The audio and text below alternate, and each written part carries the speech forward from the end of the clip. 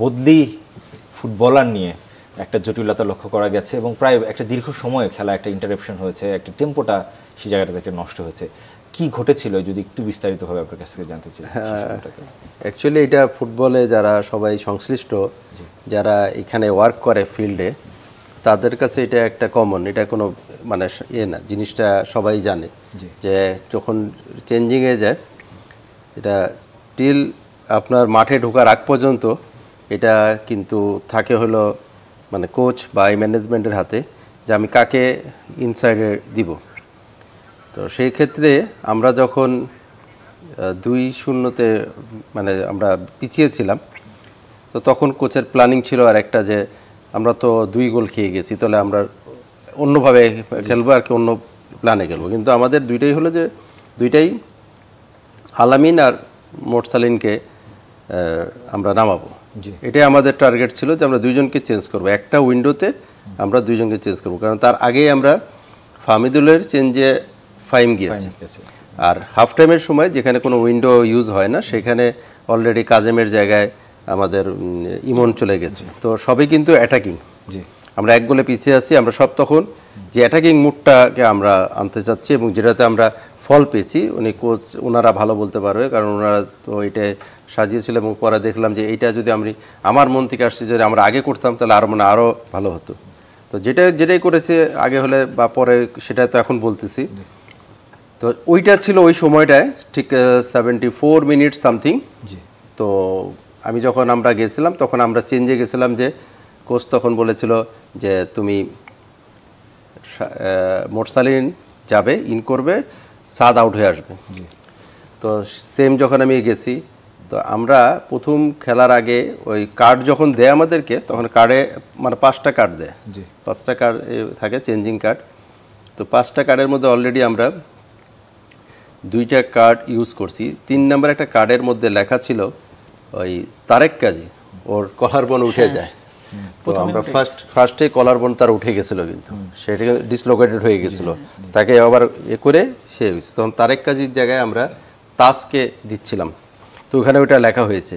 তো এটা করতে ন্যাচারালি যেটা হয় কি, যারা এখানে ওয়ার্ক করে তারা জানে যেটা ওই জায়গাটা আবার কেটে ইনিশিয়াল দিয়ে আবার অন্য নাম আবার বসাতে হয় যদি না ওইটা হয়। তো ওইটা যখন তারেক কাজী যখন খেলতে চলে গেছে তখন আর ওই তাজ নামে নাই, ওইটা আমরা কেটে দিছি ওই কাগজটা। ওই কাগজটাকে আমরা ইউজ করবো আনটিনালে যতবার লাগে, কিন্তু লাইসম্যান সেটা ধরে বসে আছে, তা ওইটাও তো কেটে দিছি কাগজটার মধ্যে। তো ওই কাগজের মধ্যে আমরা যখন লিখছি যে ওই কাগজটাই নিতে হবে, কারণ 5টা কাগজ আপনার দেওয়া, ওইটার মধ্যে আপনি কাটবেন, ইনিশিয়াল দিবেন, ওর নিচের নাম লিখতে হবে।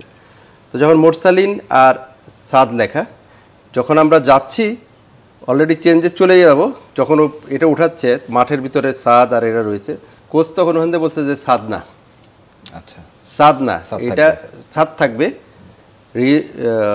আমাদের হৃদয় বের হয়ে আসবে, যাবে হলো আলামিন, আর সাদ যে বেরিয়ে আসবে সেখানে যাবে হলো মোরসালিন। তো সে বলছে সাদ যাবে না, সাদ অফ মানে সাদ থাকবে হৃদয়ের জায়গায় মোরসালিন না, তপুর মানে জুনিয়র তপুর জায়গায়, আহাত তপুর জায়গায় যাবে মোরসালিন। তো সেখানে 22 আর 7 বের হবে, 22 তো সাদ ছিল। তো ওখানে তখন আমরা 22কে কাটেছি। তো ওই কাগজটার মধ্যে ছিল হলো ফার্স্ট তারেক কাজী তাজ, ওটা হলো প্রথমে একদম 26 মিনিট মানে ফার্স্ট হাফের সময়। সেকেন্ডে যখন হয়েছে ওখানে হয়েছে যে ওই কাগজটার মধ্যে লিখতে হবে, ওখানে 3 বার হোক 4 বার হোক ওই কাগজটাই। আরও কাগজ আছে কিন্তু কাগজটা হলো 5টা কাগজই দেয়, ওটা আবার ফ্রেশ কাগজ দেয় না, কিন্তু খেলার আগে আপনাকে 5টা কাগজ দেবে, আপনি ওটার মধ্যে করবেন। তো ওখানে আবার কাটে রাখা হয়েছে যে 2 আর 7, মানে 22-এর জায়গায় 2 আউট 7 ইন। হ্যাঁ, তো ওইখানে 22 করে ফেলে, 2কে যেহেতু 2 ছিল, ওখানে 2-এর জায়গায় মানে 0 করে 2 আর 7 করে দেওয়া হয়েছে, দিয়ে করা হচ্ছে। তো ইনিশিয়ালও দেওয়া হয়েছে। ও বলতেছে যে না, তোমরা একটা উইন্ডো করবে, পরের উইন্ডোতে তোমরা এটা আনো, তোমাদের তো উইন্ডো আছে তোমরা। আমি এটার সাথে তো এখানে আমাদের 3টা প্লেয়ার, আমাদের 2টা কার্ড আছে আমাদের হাতে, আমরা একটা কার্ড আমরা রাখছি হলো পরে লাস্টে যে কোনো প্লেয়ার চেঞ্জ করব যে কোনো সময়, যেটা ভুটানের সময় আমাদের সমস্যা হয়েছিল, আমরা 10 জন নিয়ে 9 মিনিটের মতন খেলেছি, যেখানে ভুটান 2টা স্কোপ পেয়ে গেছিল। তাই আমি বলছি যে দেখো তুমি তো 4th রেফারি, 4টা ছিল ফিলিপাইনের রেফারি। আমার কাছে মনে হয় যে এই বিষয়গুলো নিয়ে রেফারির তো নিশ্চয়ই কিছু দায় আছে, তারপরও ম্যানেজমেন্ট আরো কিছুটা মানে স্মার্টলি হ্যান্ডেল করতে পারে কিনা।